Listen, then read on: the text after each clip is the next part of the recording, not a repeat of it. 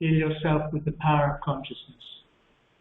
Before we start, let's have a moment's silence.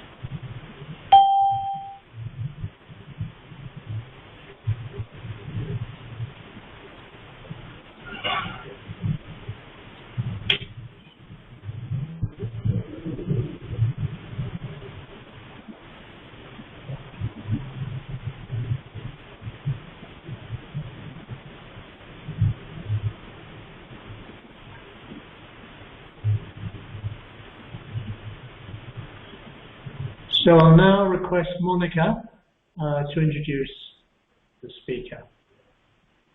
Thank you, James, and welcome everyone. So today's speaker is Neelesh Marik.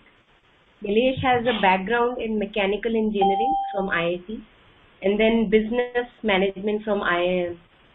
And he's also served various companies, really big companies, at many responsible positions. At the moment, Neelesh is deeply involved in delving deep into the vast ocean of Sri Aurobindo and Mother. And today, really look forward to your talk, Neelesh. So over to you.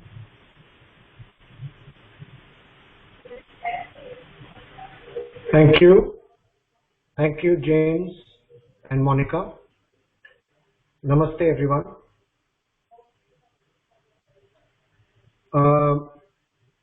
My background is, as Monica said, I don't exactly, my background does not fit into that of a healer or therapist or, a medical person. So in that sense, it's a bit of a lateral entry into this subject. So what I thought today we will do is, choose a theme of what I call the journey from incapacity to delight. Is my voice clearly audible for some people who are not able to hear in the previous few days? Can somebody say? You're very clear, Neelesh. I think everyone else agrees, do they? Okay. All right. Anyway, there is. Okay. Thank you. So, from incapacity to delight is essentially a journey from a state of lacking to a state of fulfillment, a state of inability in some way or the other to a state of self-possession. I mean, in a sense, this is the crux of the yogic journey anyway. But specifically, we will cover four sections, four topics in a kind of scientific approach to that journey. We will first dwell on some nuances of healing and illness, which are not conventionally usually known, but which yoga opens us up to. We shall then explore the notion of something called super life.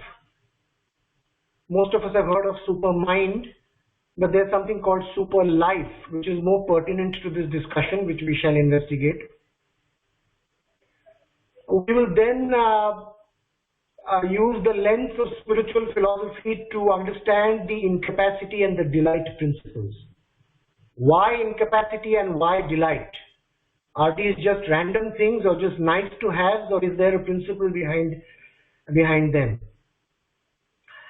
And we will then examine 5 injunctions or 5 things or 5 approaches or processes or adoptions that can help us in the in invoking the delight principle,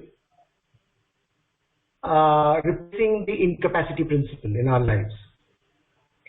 Now, before we start, I would like to say that some of what I'm going to discuss today will be easily relatable to people who have definitively received the integral yoga call. For some of us who are beginning or aspiring or kind of, exploring this direction, some of this may not be immediately relatable, but will serve as useful reference points for the future. Okay. So we dive into the first section, the nuances of healing. Now, some of this may have been covered in the previous 10 sessions that we have had, so we'll kind of touch on them relatively rapidly. We shall dwell on the deeper meaning of healing and illness. We shall examine two associated belief systems relevant to healing and illness. We will briefly understand the yogic approach to protection and the yogic attitude to illness. And we will examine the inverse correlation between fear and faith.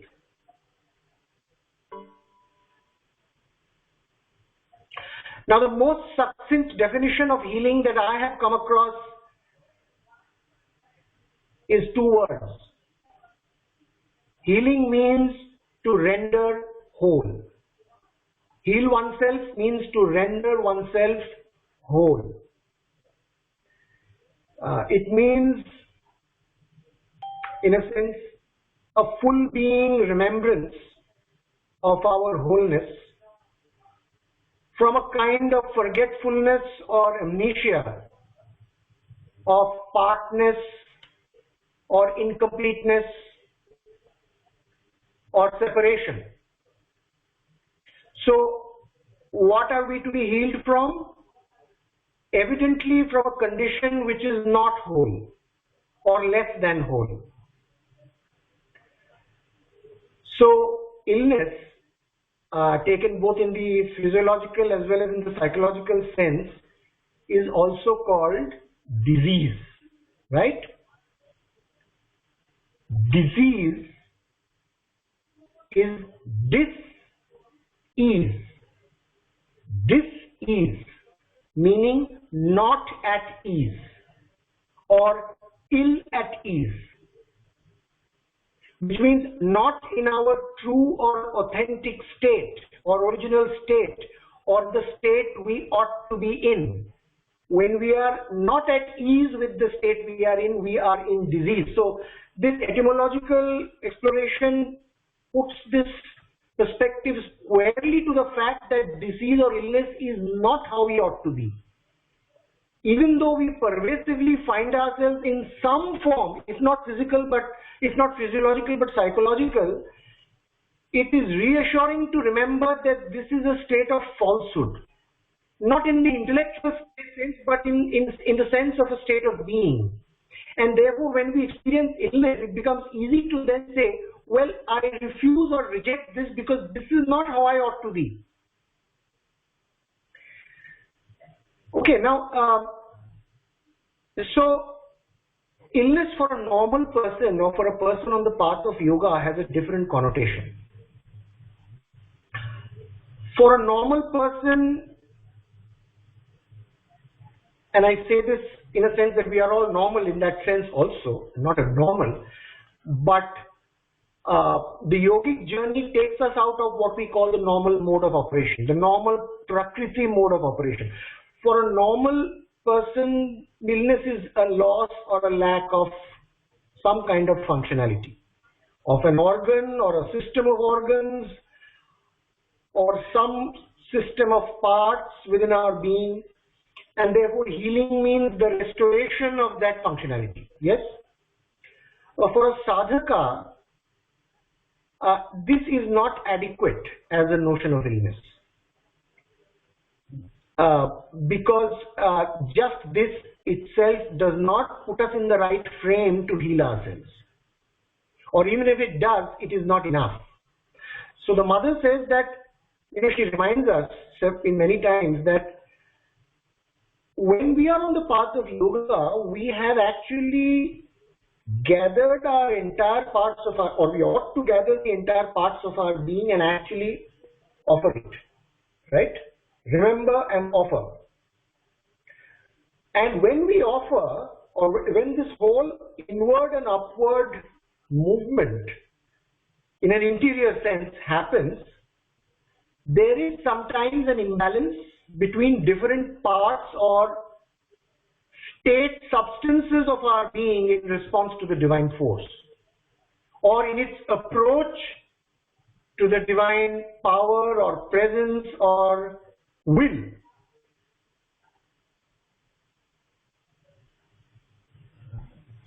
So this imbalance can be seen as a result of a differential resistance of nature's constituents to the soul's aspiration. So my psychic consciousness has an aspiration, a more direct aspiration to the divine because it is a portion of the divine, but my vital part wants to play around and entertain the ego desire complex.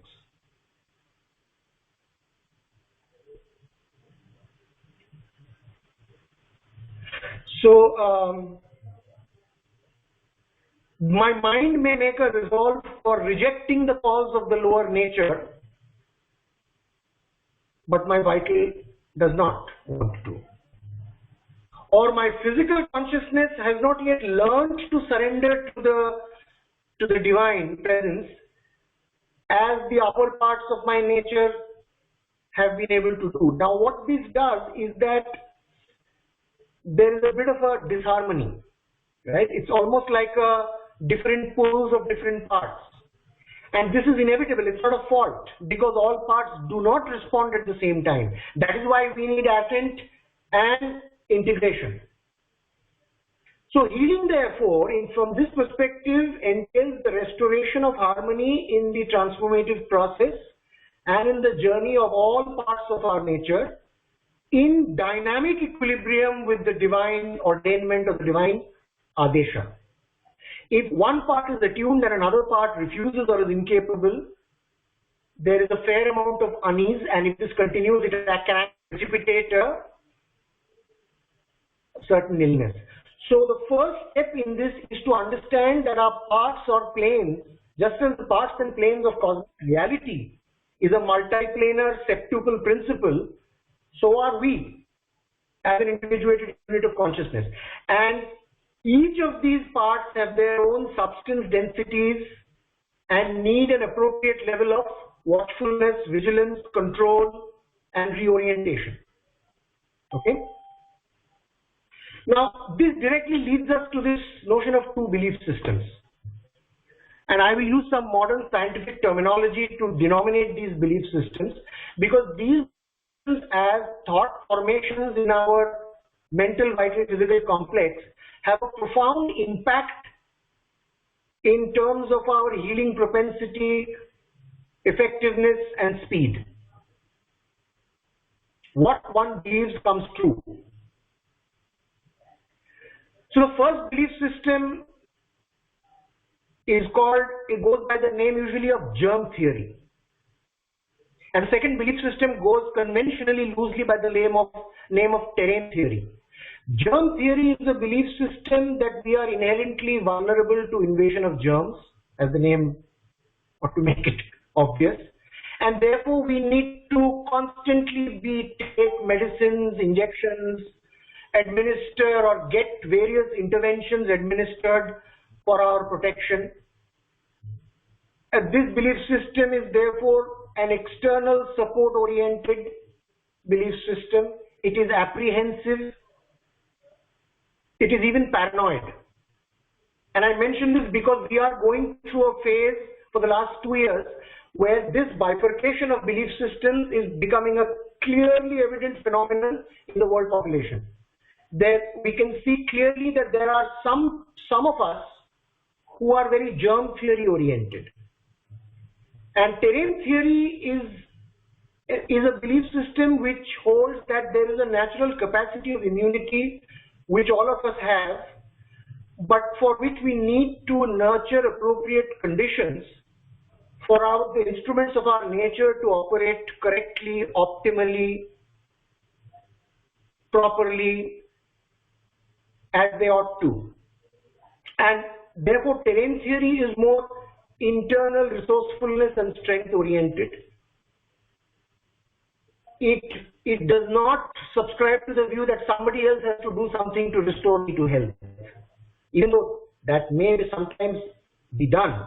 But that's not the primary Archimedean lever for my self-resuscitation, right? And now that does not mean I am not vigilant. I am vigilant, but the locus of control is inside. And each of us today have to ask ourselves, well, am I oriented towards germ or terrain? And which is more consonant with the yogic principle?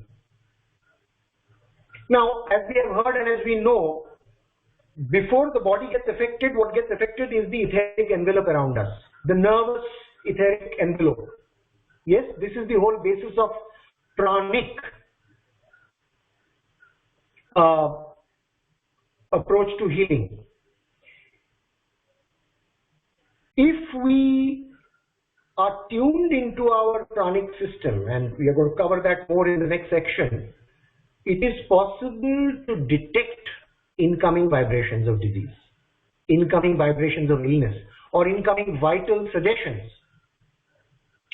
And this early detection allows us to refuse, reject, throw out these invasive forces before it is too late.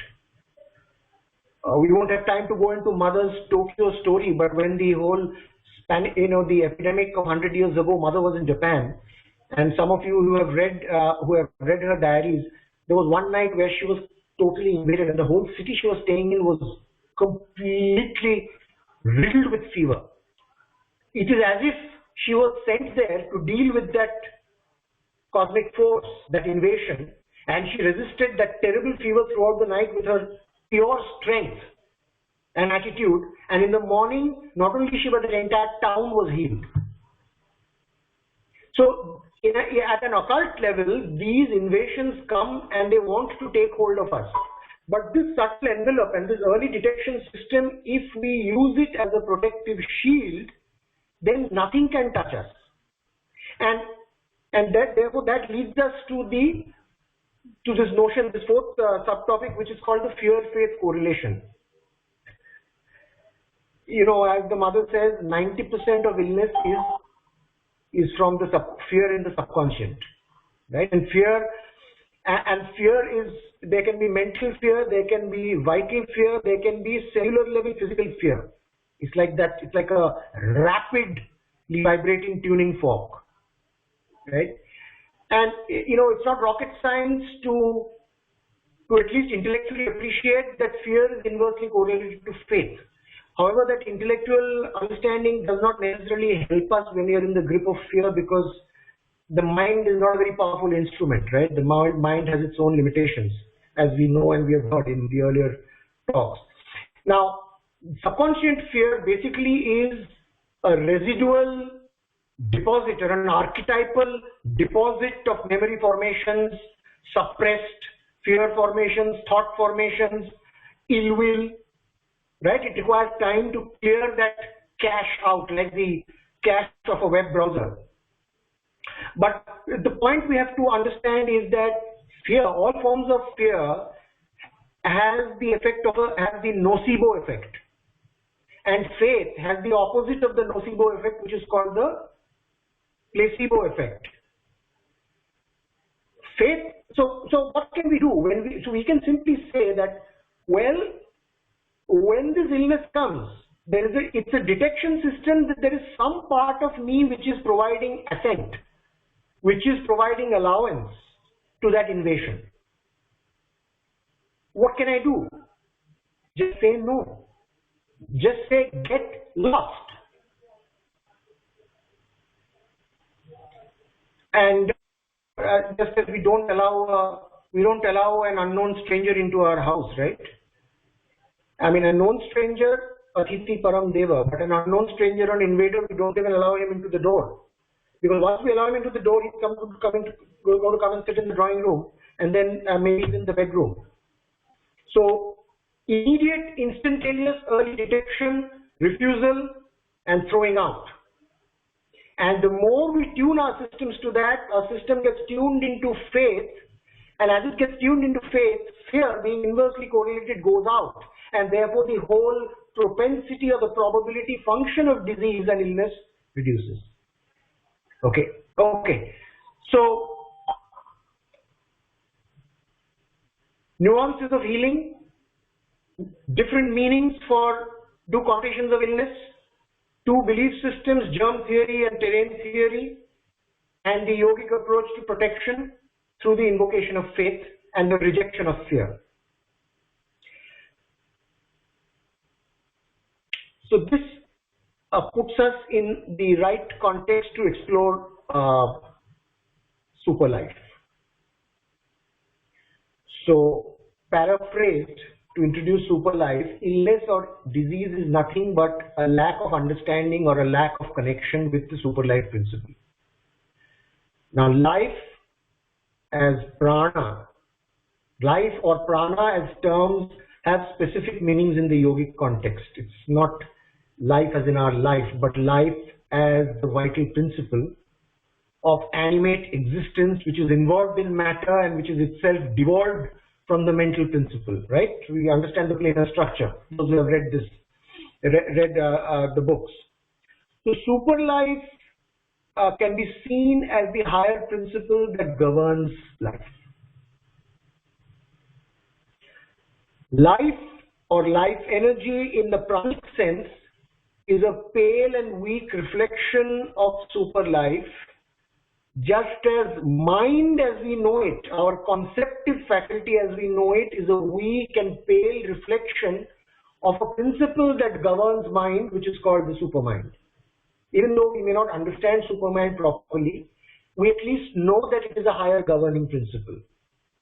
Now, in the lower realm, mind and life are two distinct planes and two distinct operating principles, but in the higher levels, super life and super mind are two ways of thinking practically, but they are coincident and coexistent because the divine principle is instantaneous. What is thought and what is effectuated is immediate, right? But still, from our perspective, when we work on the pranic or life energy layer, remembering the super life principle and everything else that we study after this, I have found it of great practical importance. Now, the journey to super life, we have to first learn to detect and intimately understand the pranic operation inside ourselves, inside the laboratory of our own being. Two things are necessary to detect life operations, pranic operations. Number one, it's not rocket science. Number one is silence, stillness. Number two is a subtilized consciousness rather than a gross consciousness. Because as we know, our inner physical, our inner layers, the subtle layers, are not amenable to detection by the gross sensory apparatus. We have heard this throughout, right? And the intermediation between the gross and subtle layers, which is equivalent to the mediation between the individual and the universal planes, happens through our chakras, or these centers, nervous centers. As we are able to subtilize, be still, and dance between the outer and the inner layers, these chakras start getting, so to speak, opened up. And of course, this is something we can't do willfully, we do it through surrender, but our aspiration, rejection, surrender process makes this happen through the descent of the divine force, through our psychic apparatus. But the point is that, as we know that in the inner being, they have a much wider range and depth of consciousness, including eventually the cosmic consciousness and the cosmic energy. This access is not available to the outer being, and therefore this access is indispensable to begin to govern our pranic operations after detecting our pranic operations, and therefore this access moves us towards super life. Okay, before we are able to do that, which is intense and protracted sadhana, what is the most ostensible detection of life energy in us? How does life energy usually come alive in us?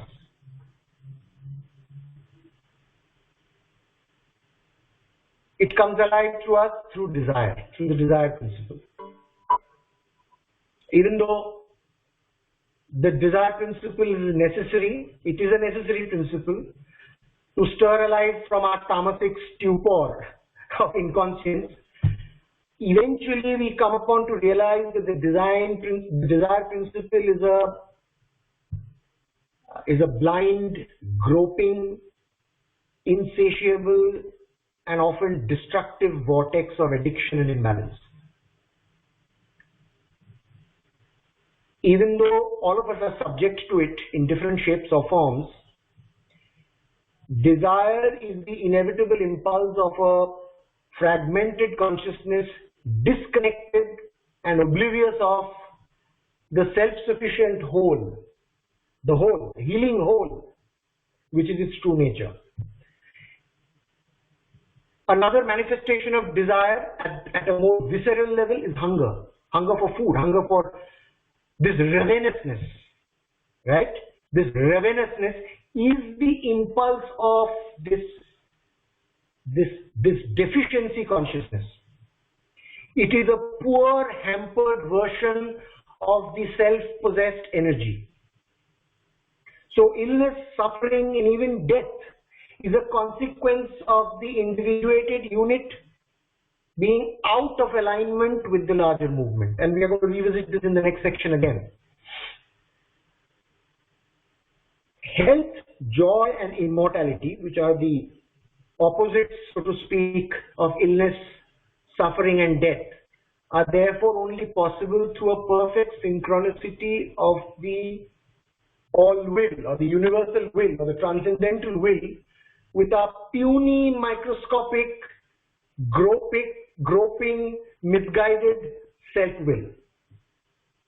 Or, in other words, we could say the self-will with a capital S instead of the self-will with the small s.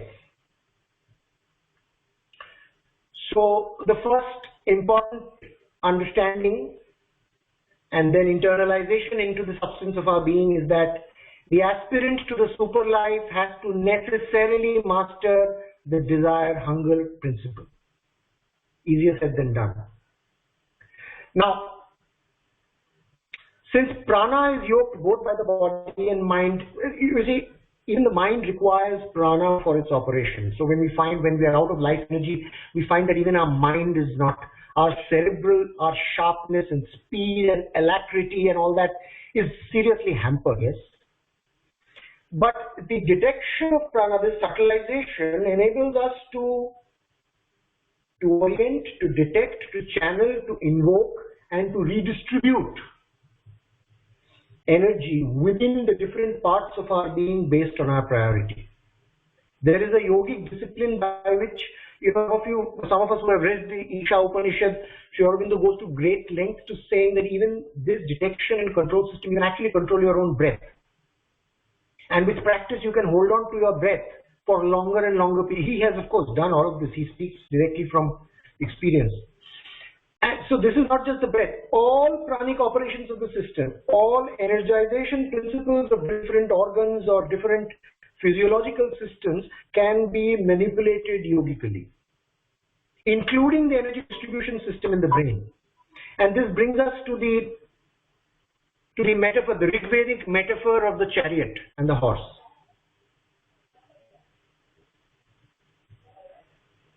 The self as the charioteer controlling the horse and the carriage is a metaphor for the super life, is a metaphor for the life of life or the life governing life. And this is the station one has to reach for the delight principle. We will see that later. The horse has to be controlled by the rider, not the rider by the horse. So we understand the deeper principle between the charioteer of the Bhagavad Gita, yes? The horse is Prakriti, the rider is the Purusha. The rider can do so only from the poise of the inner being, and it is best done from the inmost being, actually, the Chaitya Purusha. Okay? We will visit these principles a bit later in the next section. This whole relationship between Purusha and Prakriti, we all know it, but we'll just revisit some of these things. Now, before we conclude this section, how, in our mental terms or in our English language, what terms can be used to understand the operation of the super life? There are two terms, tapas and chit shakti. Tapas is, as we know, it indicates a self-gathered concentration of intensified and potent energy. Chit Shakti indicates the spontaneous effectuation of knowledge into willed manifestation. You think and it happens. Now, Chit Shakti may take us some time, but Tapasya, which is the intensified concentration of the being, holding it together and subjecting it to the mounting flame, this is something which we can do and have to do as a matter of fact. So Tapasya indicates a self-willed pressure on the nature.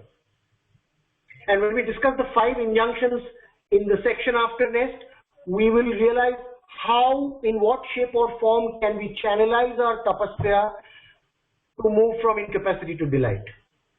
So we conclude the second section. We have introduced ourselves to super life as the governing principle behind our life energy. We have learned the need to detect our own prana and pranic operation. We have understood the desire principle as the characteristic life operation and the need to begin to master it. And we have learned 2 expressions of the super life to aspire towards in our sadhana for control and mastery. Okay, a little bit of spiritual philosophy, the incapacity and the delight principles. For who could live or breathe if there were not this delight of existence as the ether in which we dwell? From delight all these beings are born, by delight they exist and grow, to delight they return. Yes, Taittiriya Upanishad. The delight principle is actually the answer to the big why question of the manifest universe. Sat is the answer to the big what question of the manifest universe. And Chit is the answer to the big how question of the manifest universe. So Sat, Chit, Ananda are the 3 answers to the what, the how, and the why. Why are we here? Why all this? The answer is delight. However, subjective experience is usually the opposite, isn't it? Why would we take the time to attend this course and speak and or do all this WhatsApp group and all that stuff? Because we usually find ourselves in incapacity rather than self-possession. And philosophically, we can see that it is actually for good reason. Why?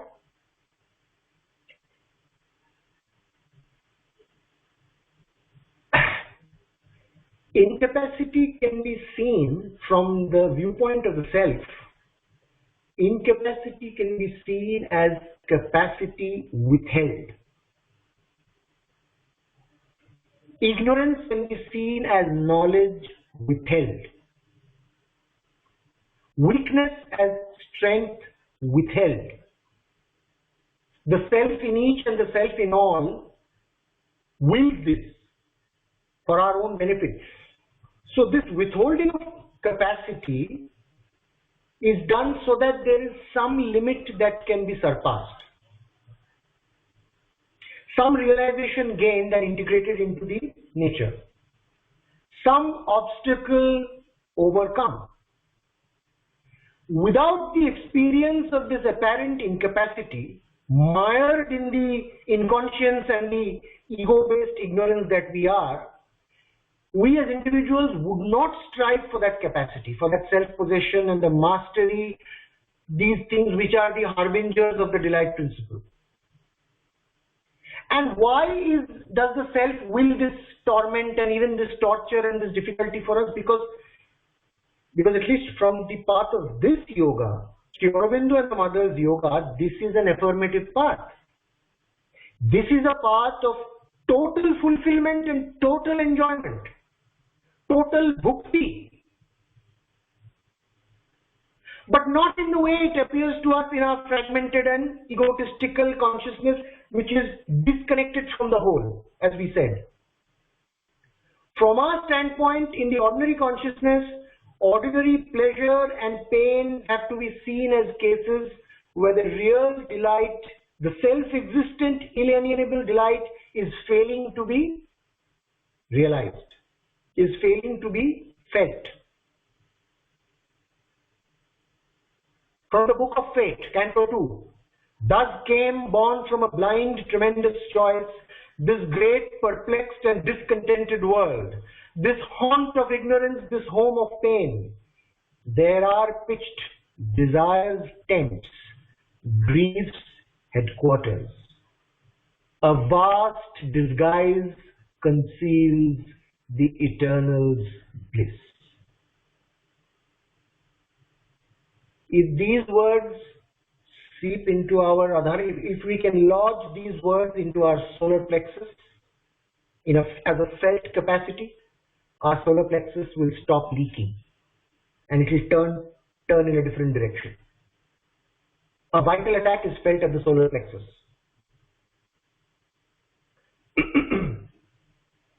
Now, spiritual philosophy, little bit, not too much.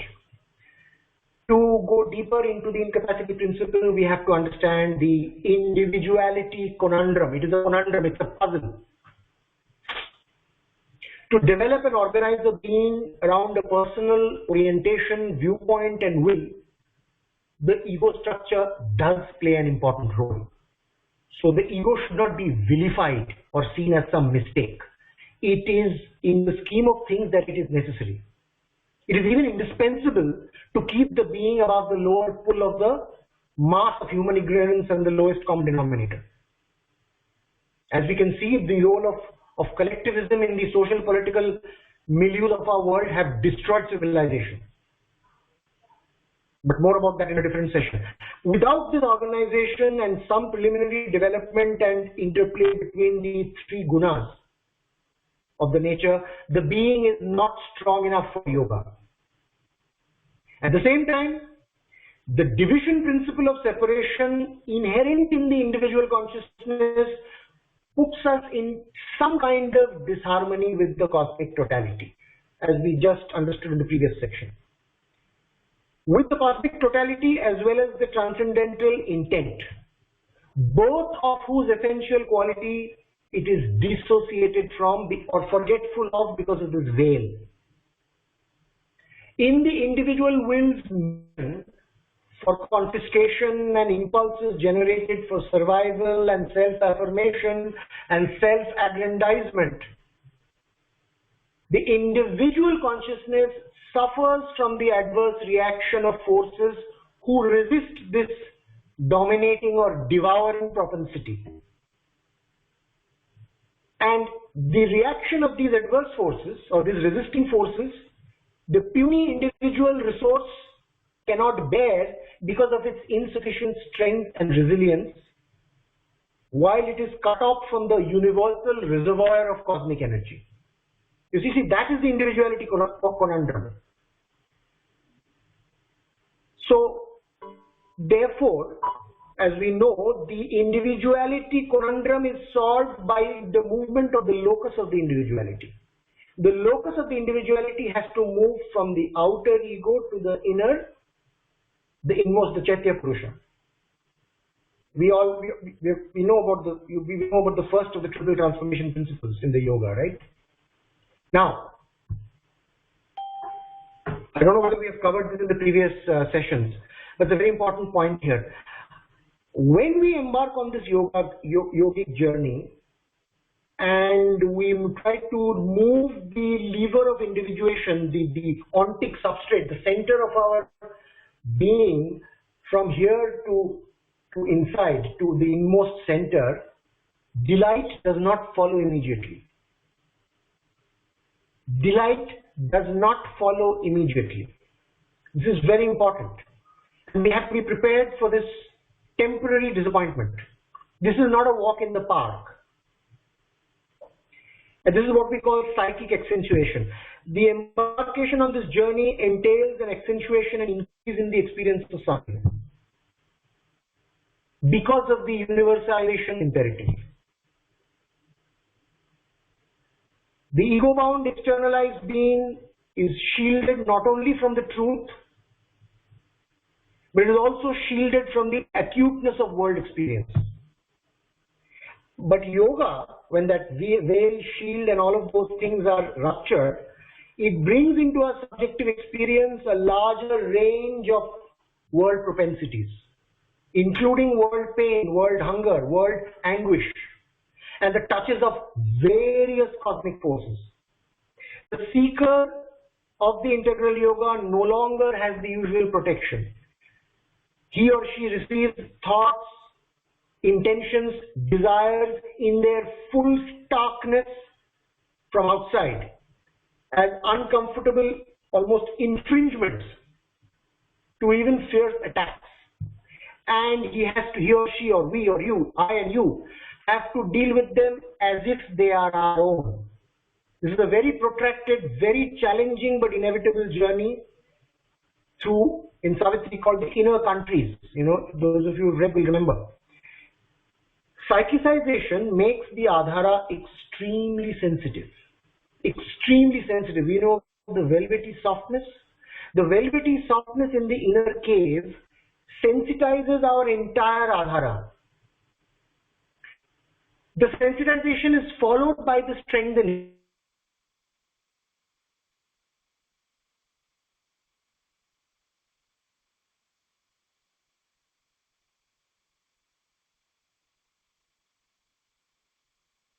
Because the individual nature needs to be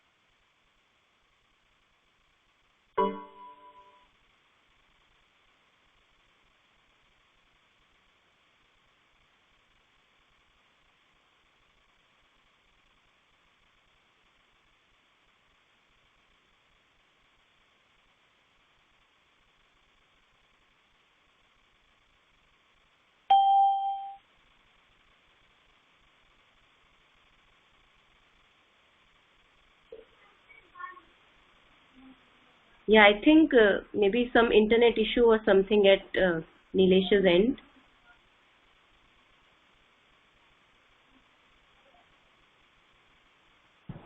Yes, Monica. I think Neelesh has to leave and come back. This occasionally does happen. His internet's gone, so he just has to leave and come back when it's working again. I'm trying to contact him now.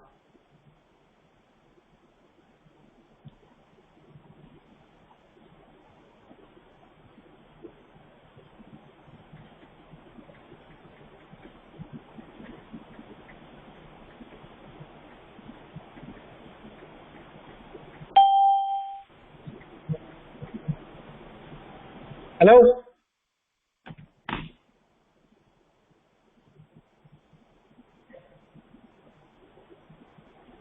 Hello? Yeah, Neelesh, you're audible. Can you hear me now? Yes, we can hear you. Sorry, James, I had to sign on with my phone because my laptop, there's some problem with the internet. So if I can continue on the phone. I might not be able to switch on my video if that's okay. Yeah, whatever you're comfortable with. Just leave and come back. Usually that's the way. I'll try to sign off from free conference, and for some reason free conference. Please don't end the meeting. Just leave and come back. Okay.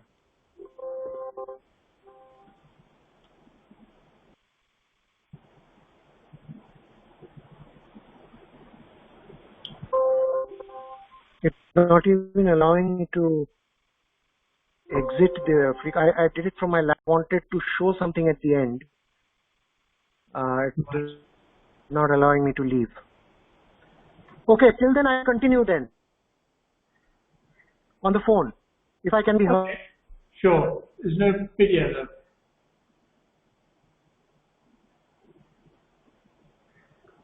I'll try to see this. If it comes back, it's showing me that the host is trying to join, but it is not allowing me to go in. It's just circling back like like that buffering thing on YouTube. Okay, I'm gonna. That's a bit of a shame because I had something to show on screen. I'm going to speak to my assistant about this.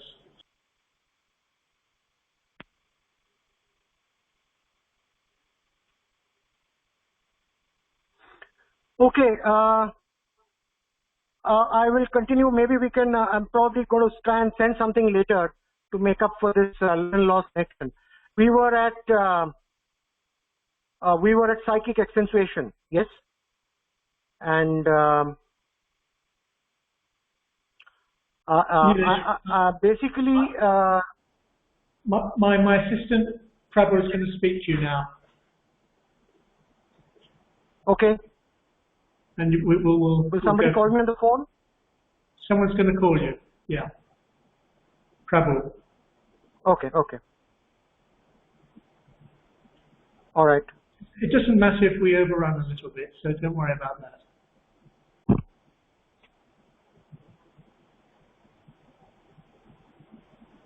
Have you left the meeting? Could you leave the meeting and try and come back on the... That's usually the way. Hold on, I'll just reboot. Just give me some time to reboot the whole machine and see what happens. It's hung completely. Oh, I see.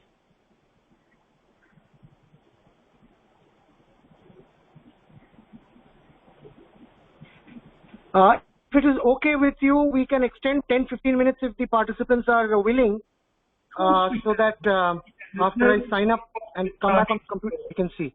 There's no problem with timings at all, Neelesh. There's no problem. So don't worry about that, please. Okay, thank you.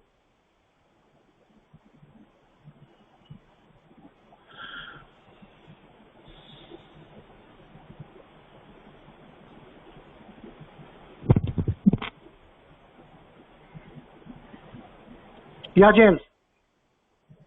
Hi. Hello. Yeah, hi. Hi, Prabhu. I'm rebooting my laptop. The free conference app just completely hung on me on the laptop. So I'm not on the phone, and I am rebooting my machine as I mentioned.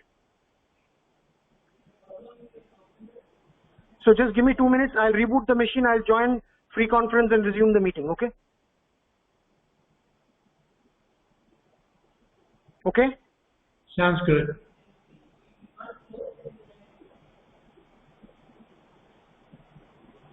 Yeah, I'll call on James's number, on this number again. All right. Yeah.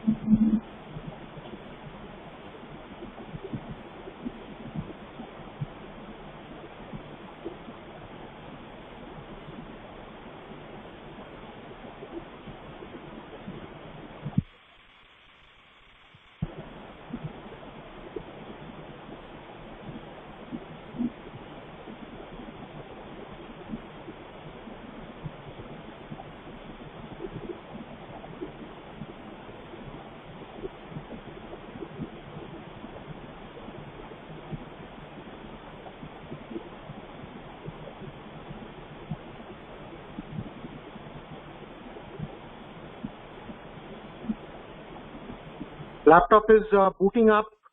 I hope it comes up now. Just a few more minutes. Yeah, you're very audible, Neelesh. So. Okay, I can actually continue on the phone at least to save time, James, if that's okay with you. If you want, but there's no problem with time. Okay, just to keep the conversation going, the incapacity and principles, we basically had a philosophical exploration of why the incapacity principle was necessary.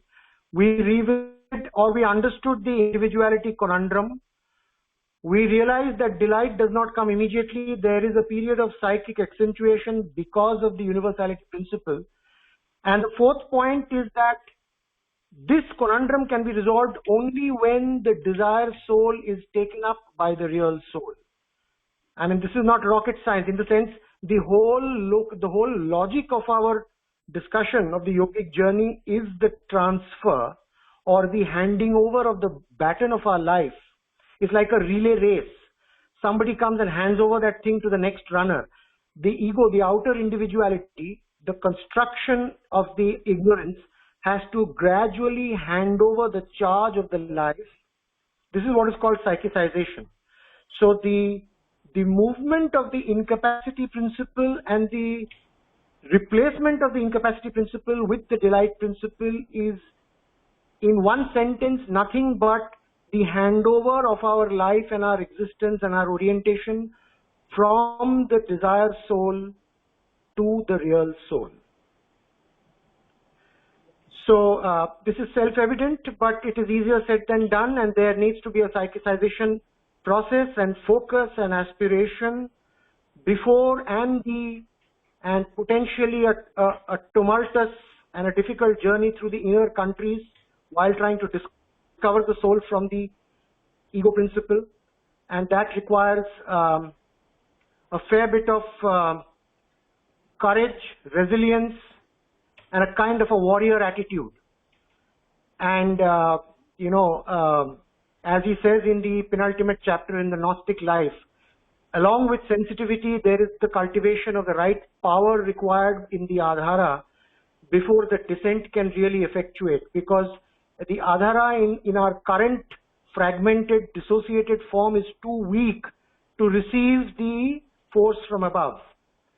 So the handover of the desire soul to the real soul and the cultivation of the warrior mindset to be able to deal with the onset of descent requires this cultivation of psychic power. That is why the mother says, first the sensitivity, then the strength. Because if the strength comes first, we would not be able to have the patience for that sensitization and that sympathization with the world sentiment and the world feelings and the universal trials and tribulations of humanity. And without that, the real delight cannot come in, right? So this is the short revisit of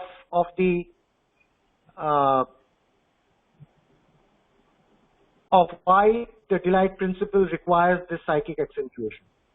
Okay, we now move into the last section called the 5 injunctions. What can we do in this yogic journey to actually move from the incapacity to some of this we already know, but he in the Life Divine he mentions 5 injunctions, and these 5 injunctions have to be taken, although they are mentioned separately, they have to be taken together in their totality, because each supports and leads to the other, and only when they are consummated in their totality is there a step change or a leap from incapacity towards the in the direction of the delight principle. So the 5 injunctions. Number 1, live from the depths. Number 2, defy atavism. Number 3, move from shrinkage and grasping to equal and impartial delight. Said differently, number 4, uses 2 Sanskrit terms. Move from jugupsa to titiksa. Those familiar with yoga and his other writings would recognize the term titiksa. And number 5, look for the rasa or the sap. Okay, now let's go through each one of them.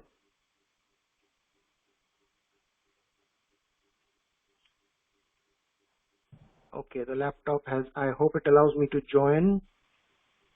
I'm almost there. Bear with me a moment. 615243.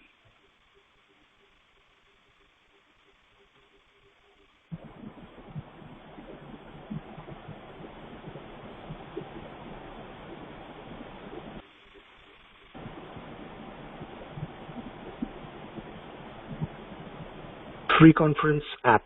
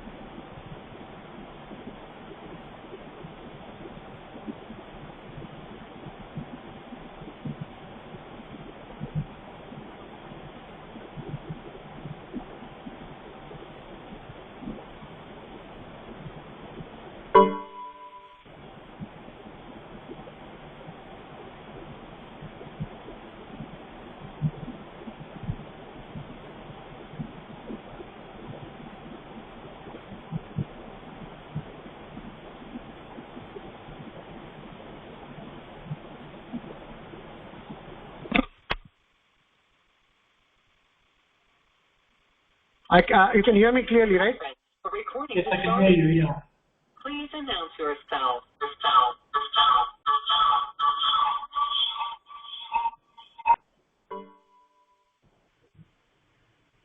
Okay. We are back in business, yes?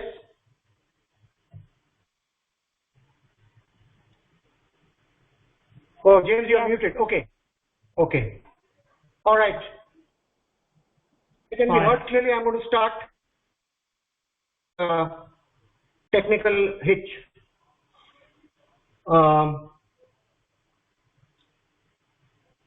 From incapacity to delight. So technical hitch is a part of the process.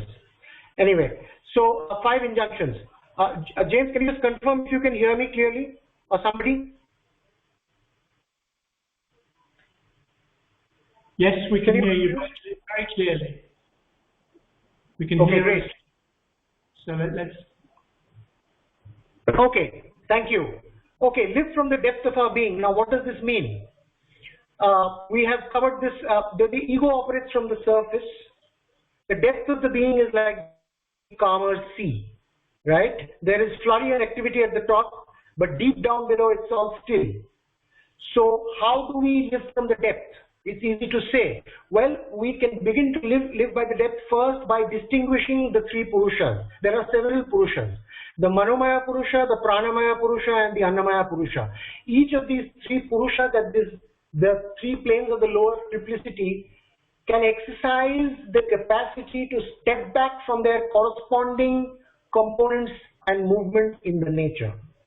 So the mind, the mental level has a Purusha and a Prakriti. Same at the vital, same at the physical. The first step is to distinguish the 3 instead of being a interfused, indistinguishable mixture, which is the ego. Distinguish and then step back. The witness practice, many people have talked about this, being able to distinguish these 3 components of the individual nature, their individual respective characteristics, and realizing their subjection to the corresponding levels in universal nature, not just individual nature, because we are impinged by the universal nature. That is why the psychic accentuation is so troublesome. From the inner layers, we can access the universal, and from the transcendent, because it's the reflection of that. After some practice, it becomes possible to remain in the witness poise, not just at the level of the pranamaya, manomaya, but eventually the chaitya. Once we are stationed at the chaitya, the ability to begin to stay at the depths and then to move to the next step becomes possible. What is the next step? Change the atavism of nature. What is atavism? Atavism is nothing but habit. Impulsion, the imposition, the compulsion of past habit, not just of ourselves, but as Carl Jung calls the collective unconscious, the archetypes.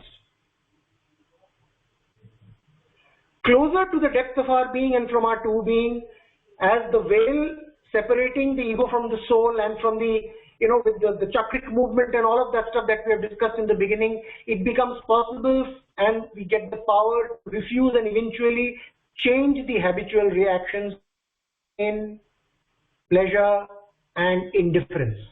Pain, pleasure and indifference are what Sri Aurobindo calls the triple disguise and distortion of the delight. Now, these have been nature's means of a certain fixity or a certain rule-based dominion over the normal man, but they outlive their utility who subscribes to the direct law, the higher law, right? So we are changing the legal dominion from the dominion to the dominion of the Purusha. So this is a soul-nature relationship. And those of you and some of us who have read the synthesis, he describes this in 6 steps. Witness, upholder, sanctioner, knower, lord, and enjoyer. Again, witness, we watch, we step back. Upholder, the witness consciousness upholds the movement of the Prakriti even though it does not know that. Anumanta, source of sanction. There comes the possibility of withholding or giving sanction. within the movement of Prakriti, when this distinction has not been made, the nature is lost. It is like this on the surface, tossed around like flotsam and jetsam on the surface of the sea. Right? The switch of this law essentially is a change in the soul-nature relationship. And then knower means I understand what is happening. Lord, I govern. And enjoyer, which is the delight principle. I enjoy everything. Even the most painful movements which the surface nature shrinks from, the soul enjoys because it is an adventure. It is a path of mastery. At a deeper, another touch of the divine. So the pain-pleasure dichotomy has to be through a temporary phase of indifference or aloofness, but aloofness extended eventually takes us to the ascetic escapism path, but that has to be also forfeited. And aloofness or indifference, although albeit an intermediary step, has to act in equal and impartial delight. And this basically means the full active control over universal nature becomes the crowning glory. Number 3, neither grasping nor shrinkage, and this equal and impartial. So the change of atavism, the poise changes. There's an open and glad equanimity or equality of the beleaguered nature. What is grasping? Grasping is the energetic signature of the desired soul trying to assert itself in the world, and it is trying to operate the pleasure principle. It is a rajasic impulse. Shrinkage or aversion is the corresponding mirror image. It is the principle. This is a tamas or rajasic impulse. Aloofness or helpless indifference is a tamas or sattvic principle. All three are suboptimal for the right response. So the right response, which is equal and impartial delight, requires the fourth injunction, which we now move to. Jugupsa to titiksha. So this is a change of our posture. Jugupsa is avoidance. Oh, the touches are too much. It's that same thing as shrinkage. He uses different terminology. Okay? The posture of escapism or avoidance from the intense and challenging touches and experiences of life.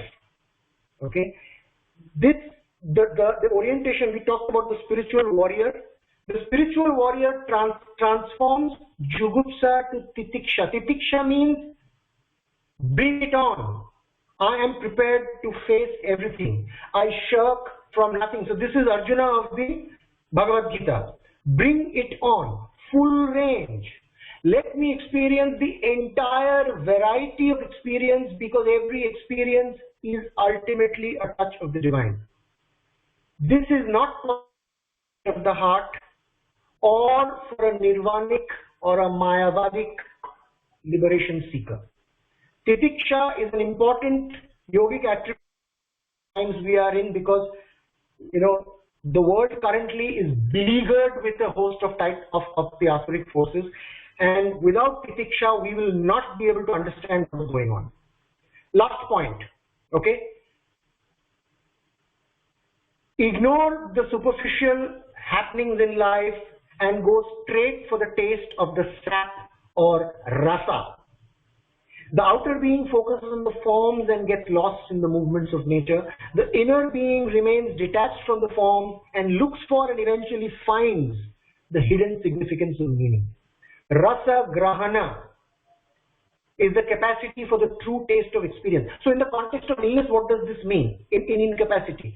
It basically means that there is a consciousness lesson waiting to be learned. There is a consciousness lesson behind every suffering or incapacity that is waiting to be learned. And that consciousness lesson is the rasa grahana, the acceptance and the tasting of delight. What can be the consciousness lesson? It is a shift in the nature, a reorientation of thought, a conquest of desire, a conquest of incapacity or inertia or the static part of one's nature, right? So when any experience beleaguers us or challenges us, we have to step back and ask, what is the message that the divine is trying to send me? What is the real consciousness lesson?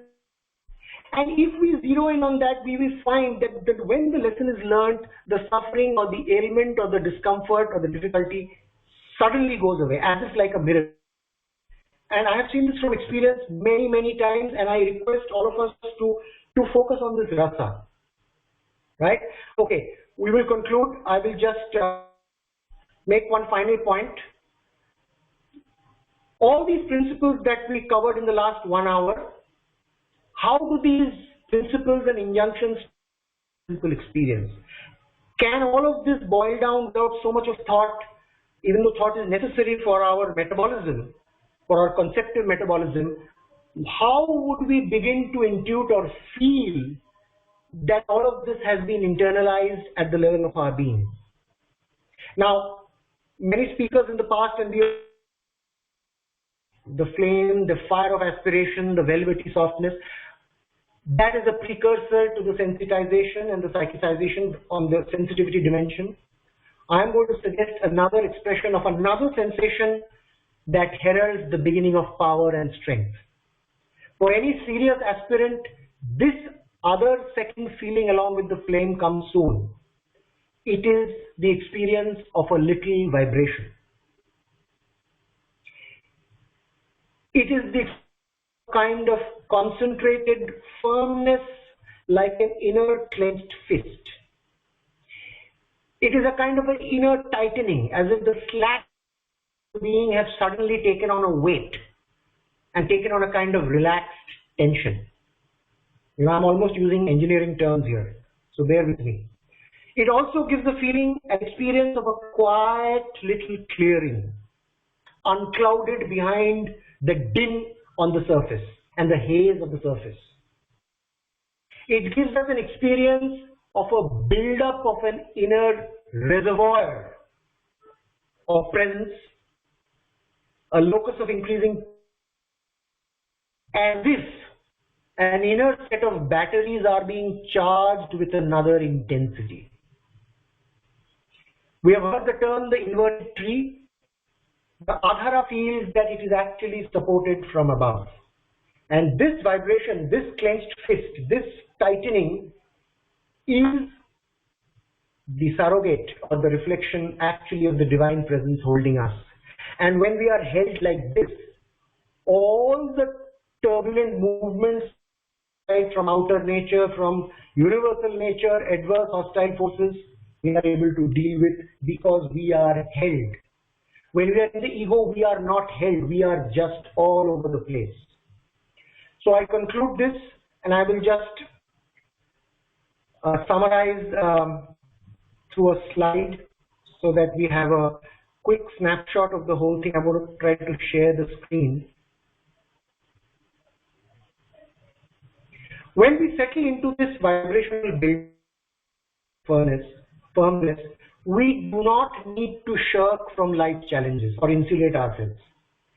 Actually, in the poise of the world, we can actually welcome these things with a smile, knowing that meeting these head-on will further charge that reservoir or that battery. So titiksha becomes a natural posture, a new normal. We are using this term, we hear this term, the new normal, all over the place today, right, with this epidemic. But this concentrated furnace, our new normal way of comportment. And that is the beginning of our journey from Jugupsa to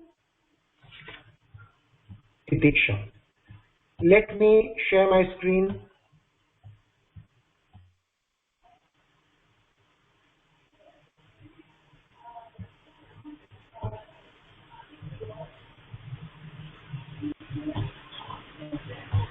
Can you see my screen? Not yet. No. Not yet. No. Oh, wait a sec. Now?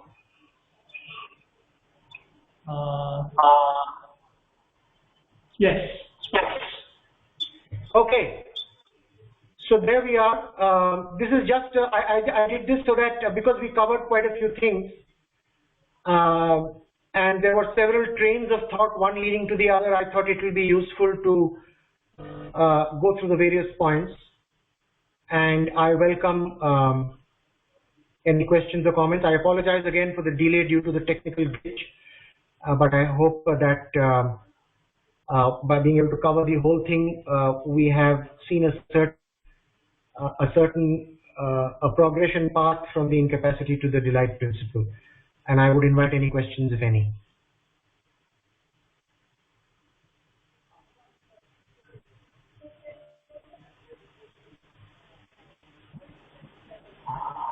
Neelesh? Yeah. Have Sri Aurobindo and the mother spoken about the super life, or written? Because I'm unfamiliar about this. Have they written about this, the super life? Yes, I will send you the thing, James. Sri Aurobindo, mother may not have used the term in the specific sense, but she has spoken about it in the agenda. But the term specifically life and super life is in his commentary on the Kena Upanishad. So there he talks about the mind of mind, the life of life. If you remember, the breath of breath, and the word of word.